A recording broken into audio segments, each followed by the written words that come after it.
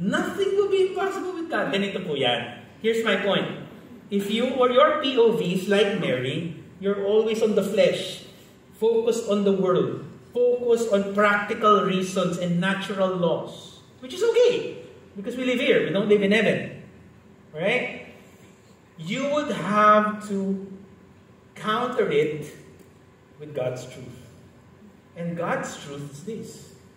God's POV is nothing is impossible with Him. The Holy Spirit will come upon you. Power of the Most High will be upon you. So if Mary's POV is always on the flesh, natural laws, God was pulling her in to His POV, which is in God's realm, nothing is impossible. The good thing about Christianity is this: you are walking on both. Okay, remember it. Remember that, brothers and sisters. When you're walking with God, you're walking on both. What do I mean? You're walking in the natural, but at the same time, you're walking in the supernatural. Yes. That's what Mary had to realize.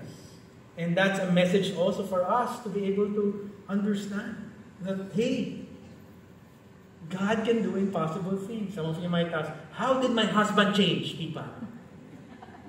Now